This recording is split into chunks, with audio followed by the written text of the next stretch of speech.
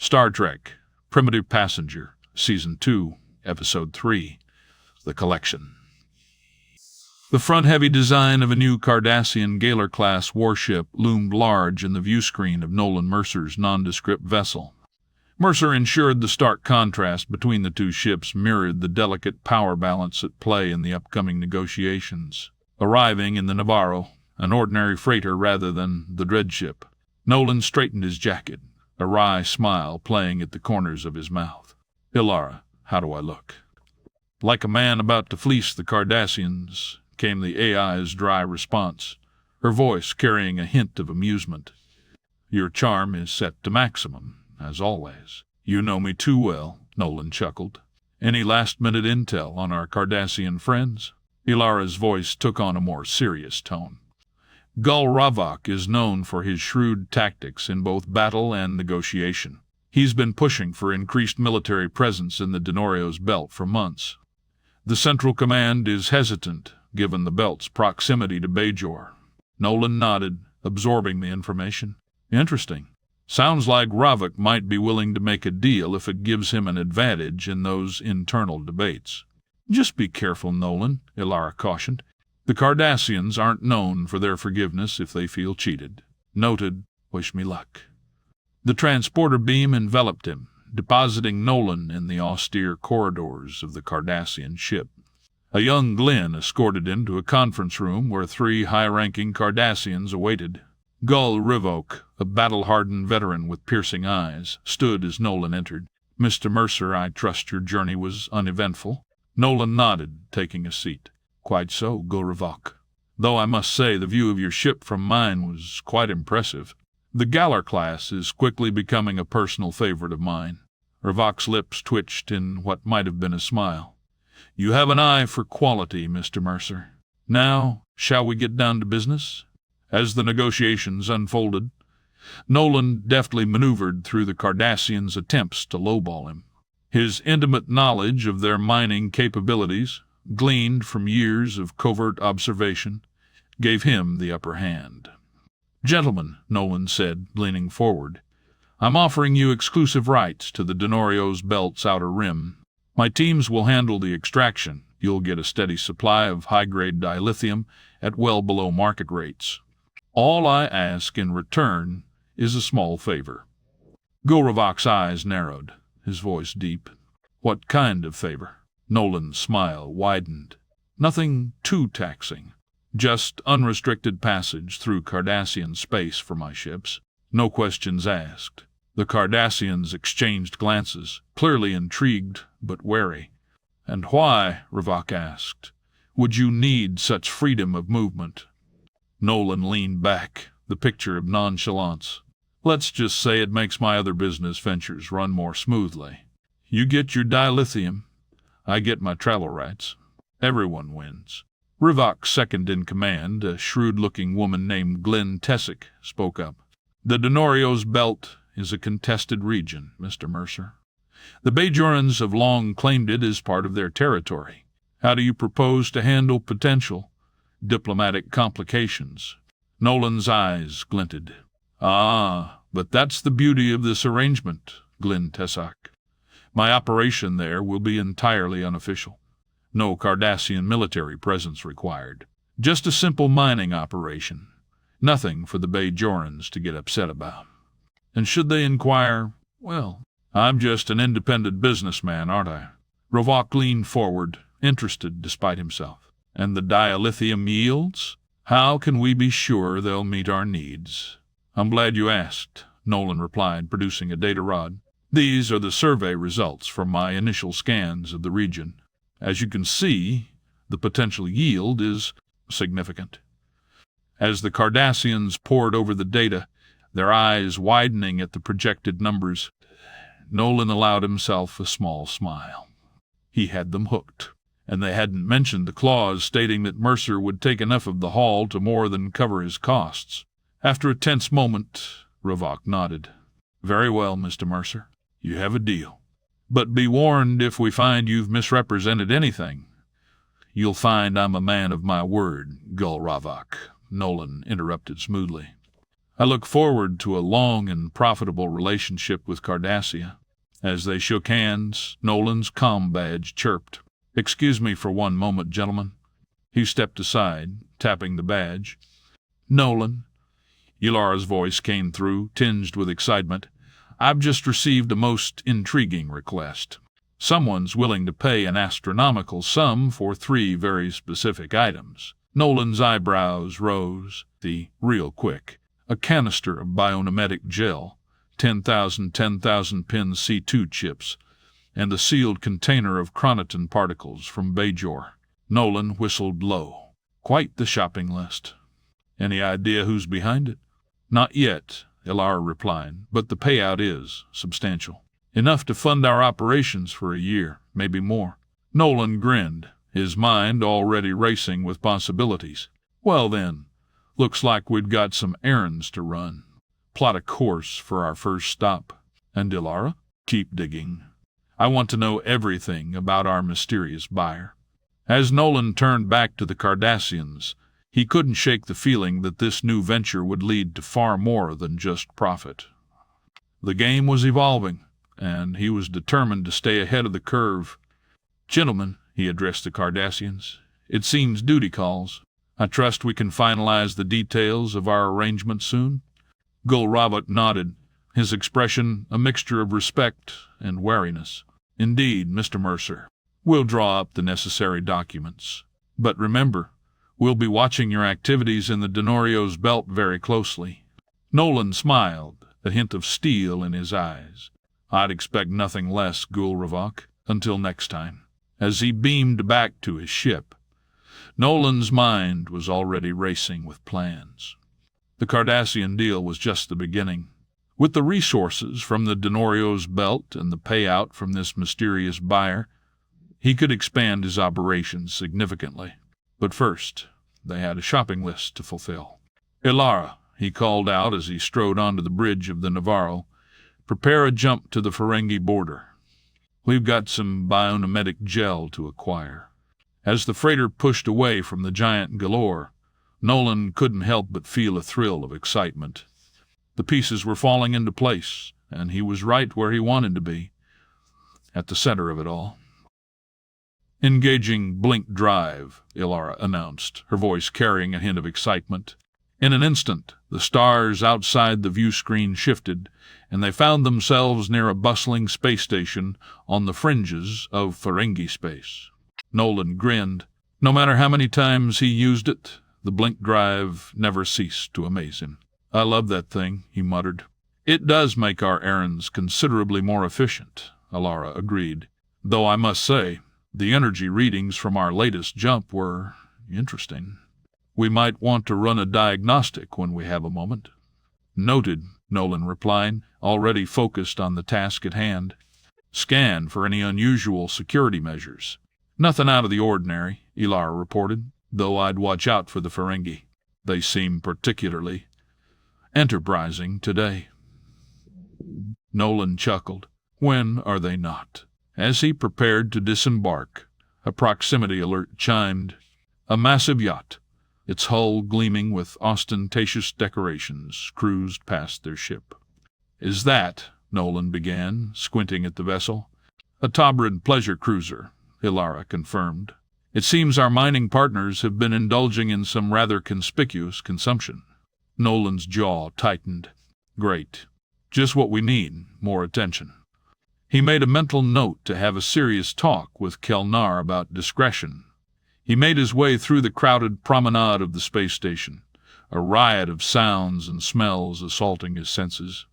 Beings from dozens of species haggled, argued, and conducted business in a cacophony of languages. Nolan's trained eye spotted at least 3 separate pickpocket attempts as he navigated the throng. His destination was a small, nondescript storefront tucked away in a corner. Inside, a Euridian merchant eyed him suspiciously. "You, Mercer?" Nolan nodded. "I believe you have something for me." The merchant produced a small, highly secure container. "Biomimetic gel," as requested. "Now about payment." As Nolan completed the transaction, a commotion outside caught his attention.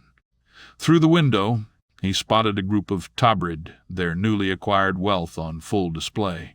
They swaggered through the promenade, treating other species with barely concealed disdain. One Tabrid, his scales adorned with precious gems, shoved past a bullion merchant, sending the poor man's wares scattering across the floor. "Watch where you're going, you blue-skinned peasant," the Tabrid sneered. Nolan's frown deepened. This was getting out of hand. "Trouble?" the Eurydian merchant asked, his beady eyes darting between Nolan and the scene outside. "Nothing I can't handle," Nolan replied smoothly, securing the biopneumatic gel. "Always a pleasure." He nodded to the merchant and slipped out the door. As he made his way back to his ship, Nolan's mind raced. The Tabrid's behavior was drawing far too much attention. If they weren't careful, they'd attract the kind of scrutiny that could unravel everything he'd built. Back aboard, Nolan secured the biopneumatic gel and turned to the ship's controls. "Ilara, set course for our next stop, and get me Kelnar. We need to have a chat with our Tabrid friends about their newfound life of luxury." "Course set," Ilara confirmed.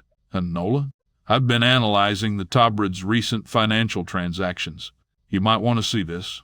A holographic display sprang to life, showing a complex web of purchases, investments, and money transfers. Nolan's eyes widened as he took in the scale of the Tabrid's spending spree. "They're not just buying toys," he muttered. "They're investing in infrastructure, industrial replicators, weapons." "Indeed," Ilara agreed. "It appears they're attempting to rapidly modernize their entire society. The influx of wealth from our partnership has accelerated their development by decades, if not centuries." Nolan ran a hand through his hair, his mind racing with the implications. "This changes things. We're not just dealing with nouveau riche showing off anymore. They're trying to become a major player in the sector." "Which is drawing attention from established powers," Ilara added. "I've detected increased scan patterns near our mining operations.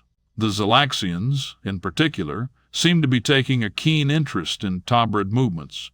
"Great," Nolan sighed. "Just what we need. More complications." "All right, let's deal with one problem at a time. First, we get the C2 chips.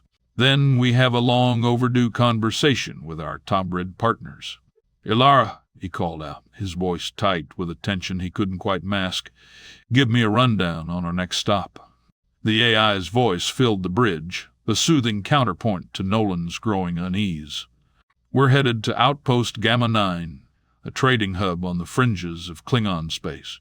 It's a haven for those looking to conduct business outside the purview of galactic powers. The perfect place to acquire our C2 chips without drawing undue attention." Nolan nodded, his mind already racing through potential scenarios. "And our contact goes by the name Whisper," Ilara replied.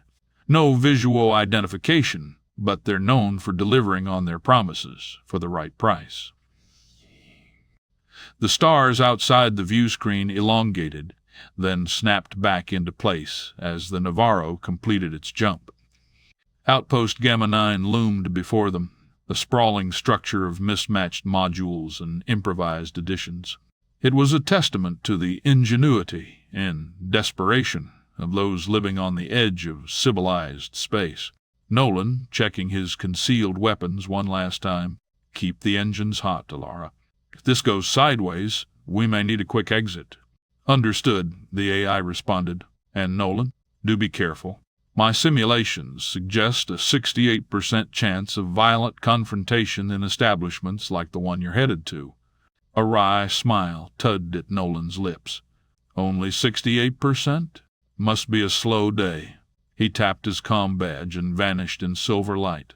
The transporter beam swirled, and Nolan materialized in a dingy container unit connected to his destination, the Rusty Nassel, a bar infamous for its lethal house brew and even more dangerous clientele. As he pushed through the battered doors, a wall of sound and smell assaulted his senses. The air was thick with smoke from a dozen different worlds, carrying hints of substances both familiar and alien. Conversations in multiple languages added to the cacophony of Klingon music that seemed to physically press against him. Nolan's eyes, well adjusted to picking out threats in places like this, scanned the crowd. Klingons arm-wrestled Nausicaans at the bar, their guttural laughter punctuated by the occasional crash of broken furniture. A group of Orions huddled in one corner, their emerald skin gleaming in the low light as they haggled over what appeared to be stolen Starfleet technology. And there, in the furthest, darkest booth, sat a lone figure, hood pulled low over their face. Nolan approached cautiously, every nerve on high alert. As he slid into the booth, the figure opposite him remained motionless, giving no indication they'd even noticed his arrival. "Whisper, I presume?"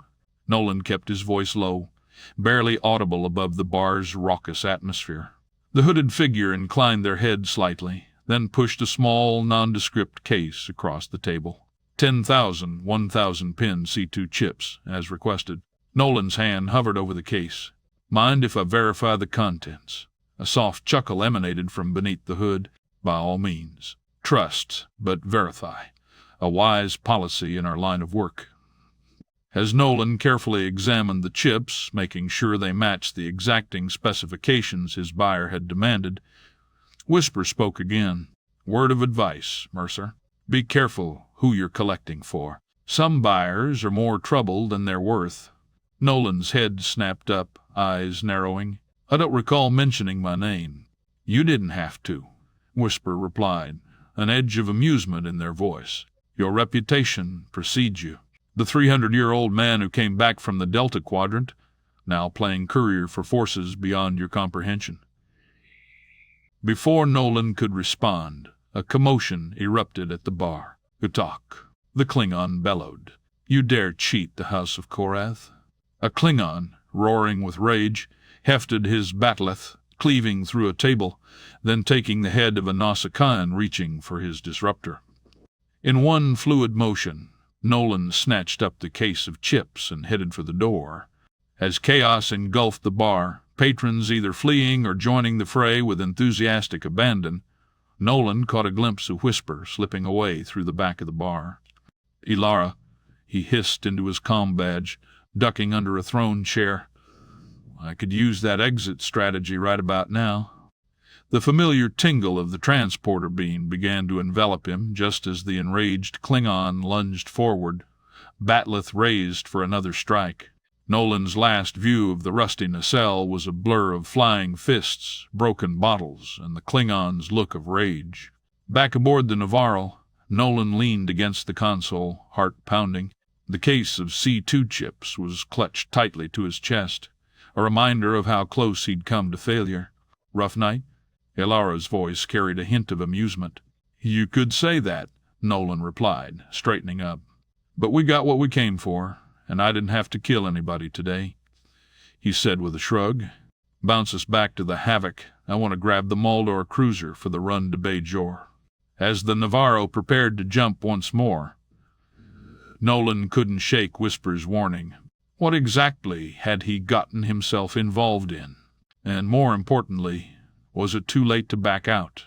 The hunt for the chronoton particles from Bajor loomed ahead, but Nolan knew that the real challenges and dangers were just beginning. The game was changing, the stakes rising with every move. And somewhere out there, a mysterious buyer waited for a package that could tip the balance of power in ways Nolan couldn't even begin to imagine. Nolan stood in the Havoc's hangar bay, a fond smile playing across his lips as he gazed at the boxy, rust-colored shuttle before him. The Maldor cruiser, affectionately dubbed the Little Red Brick, sat squat and unassuming among the Havoc's more advanced craft. "You sure about this?" Ilara's voice echoed through the bay, a hint of concern in her tone. "The Maldor's systems are temperamental at best." Nolan patted the shuttle's hull, feeling the familiar roughness under his palm. "She may not look like much, but she's got it where it counts. Besides, for this part of the job, inconspicuous is exactly what we need." Inconspicuous and lightning fast, Nolan thought. He could almost hear Ilara's simulated sigh. "Very well. But do be careful, Nolan. Bajor isn't the most stable place in the galaxy right now." "When am I not careful?" Nolan quipped, climbing into the Maldor's cramped cockpit. The familiar smell of aged plastics and ozone greeted him, bringing back memories of countless adventures. LFG little brick. Alara wondered how he could have such affection for a ship that didn't even respond when he spoke to it. But Nolan could do things with the awkward red block that no other ship could manage. Nolan blinked the little ship out into open space. Once clear of the havoc, he input the coordinates for Bajor. "All right, Brickster," he muttered to the ship. "Let's see if you still have some tricks up your sleeve." With a flash of light that seemed to bend in impossible directions, the Maldor cruiser blinked out of existence. Moments later, it reappeared just outside high orbit of Bajor. The planet's swirling atmosphere and light cloud cover filled the view screen, a stark contrast to the harsh void of deep space.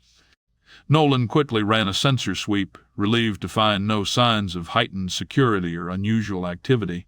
"So far, so good," he murmured, bringing the little brick into position amongst other ships docked high above Bajor. "Now for the fun part," he muttered, activating the Maldor's unique transporter system. Unlike standard transporters, this one seemed to fold space around the user, depositing them at their destination with a significant bit of local displacement. In a blink, Nolan found himself in a narrow alley in the heart of Jalanda City, debris and dust swirling around him as the transporter's loud bark